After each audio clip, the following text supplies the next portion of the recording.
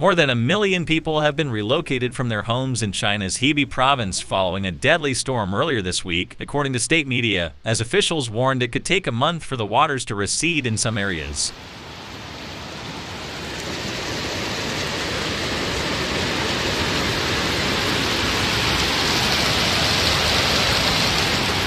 Rain from the remnants of Typhoon Doksuri slammed the northern province of 75 million and the neighboring cities of Beijing and Tianjin starting last weekend, causing heavy flooding that stranded residents, washed away bridges and highways, and left at least 22 dead. 门头沟区中昂时代广场发洪水了。 The storm brought the heaviest rainfall Beijing has experienced in 140 years, marking a significant test of the region's capacity to handle extreme weather that experts warn will become more frequent with climate change.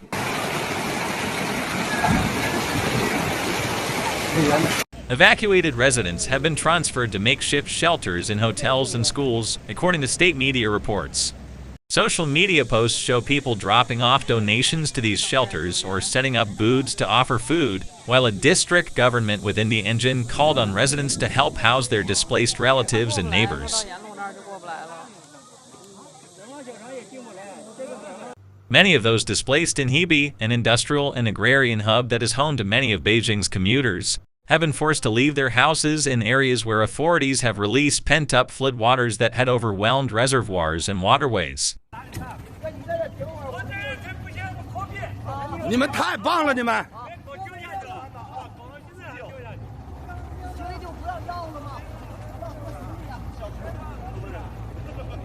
As of Wednesday, authorities had released more than 1 billion cubic meters of floodwater into flood control zones, which include farmland and residential areas as well as lakes and wetlands, according to state media.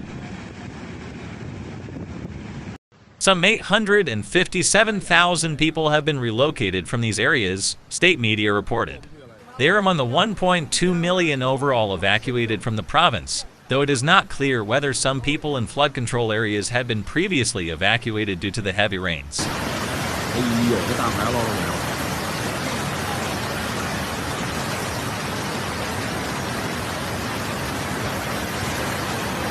A number of flood control zones have been activated one after another, resulting in relocations and relatively large economic losses, Yang Bang, an official at the Ministry of Water Resources, told state broadcaster CCTV.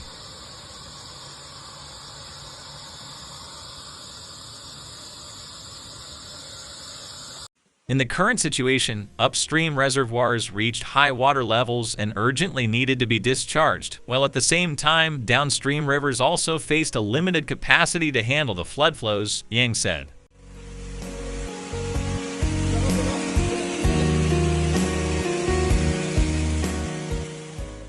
A comment from a provincial official, who suggested that flooding in Hebei was done to protect the Chinese capital, sparked backlash and debate about the handling of the flooding on social media.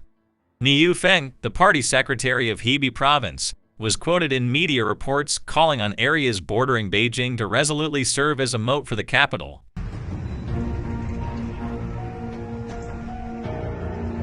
In one widely circulated article on social media, a blogger who claimed their family was in a flood-affected area of Hebei wrote, "I hope that from now on, we don't have to be the sacrifice for protecting the capital," while some commentators debated this view.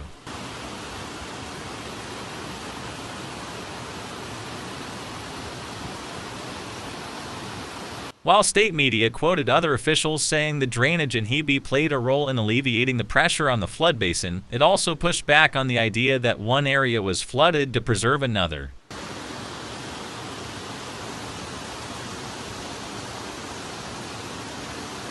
One state media report quoted hydraulic engineer Cheng Xiaotao saying this characterization was not very accurate in terms of how flood control operates. No official data has yet been released on the cost of damage to homes and farmlands.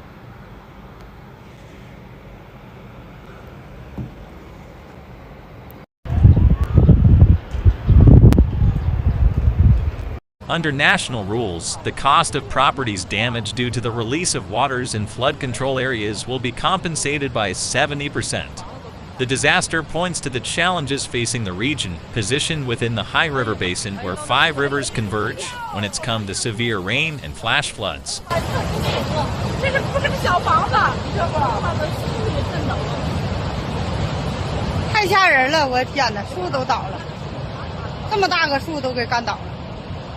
It is also the largest river system in northern China, covering a total area of 265,000 square kilometers, including 180 million hectares.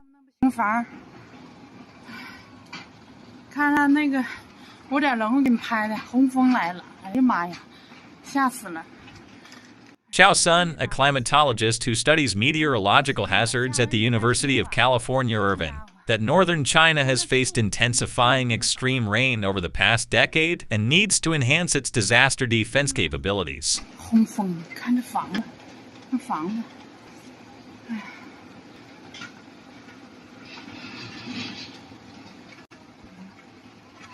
Sun explained since northern China's terrain is higher in the west and lower in the east, rainfall usually accumulates on the western side of the North China Plain, where Hebei, Tianjin, and Beijing are situated. The water is then drained eastward into the ocean.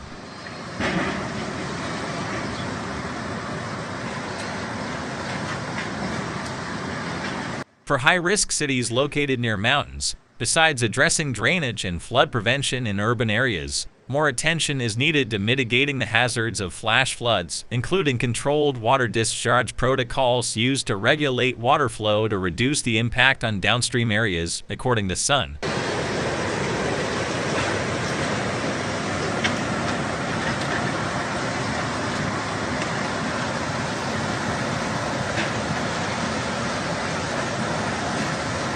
The drainage design standards in northern Chinese cities need further improvement to withstand the increasing frequency of extreme weather events caused by climate change, he said. As residual rain from a typhoon drifted to northeast China, Heilongjiang province on Friday warned of swelling rivers amid severe weather and even tornadoes as storms pounded cities, including the already waterlogged provincial capital, Harbin.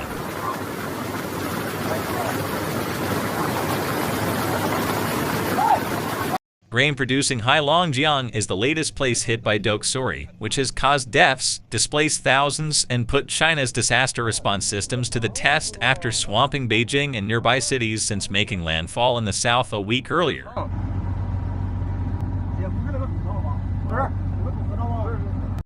Heilongjiang was forecast on Friday to experience strong convective weather, including short-term heavy precipitation, thunderstorms, and strong winds, as well as localized torrential downpours in northern Qiqihar.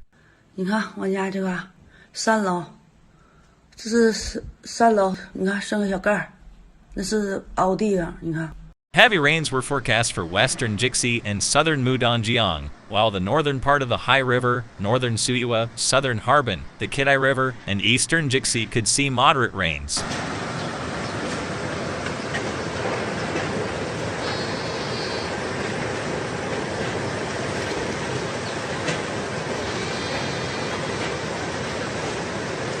Heilongjiang, also home to China's oldest and biggest oil field in Daqing, said cumulative rainfall in some townships could exceed 10 centimeters within hours amid continuous rain.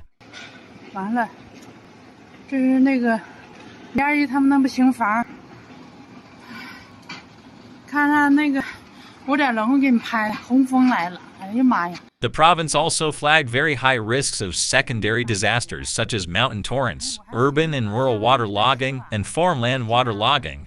Small and medium-sized rivers in the southern and western areas were flooded from earlier rains and could remain so, it said.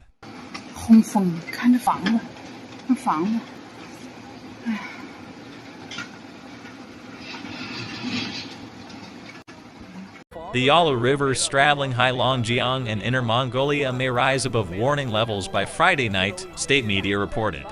Other parts of northeast China, including Inner Mongolia, parts of Jilin Province, and central and eastern areas of Liaoning Province will see heavy rainfall, China's national forecaster said.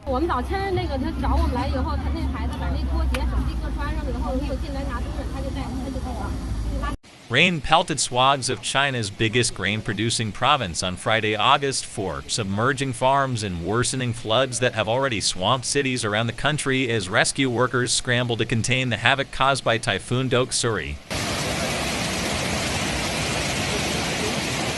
Northeastern Heilongjiang, known as China's Great Northern Granary, is the latest area to suffer the aftermath of doksuri, which has killed at least 20 people, displaced thousands, and flooded Beijing and several other cities since it made landfall in the south a week ago.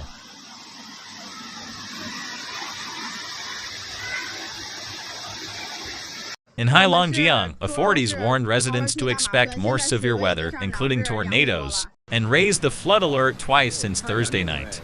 Some areas could see more than 100 millimeters of rain in a few hours, they added.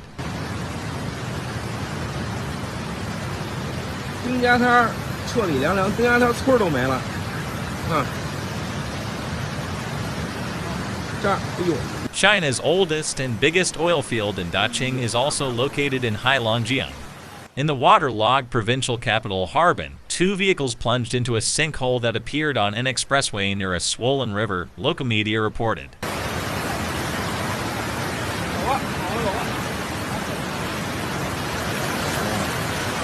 Paddy fields have also been inundated, and villagers in low-lying areas told to evacuate, local media reported.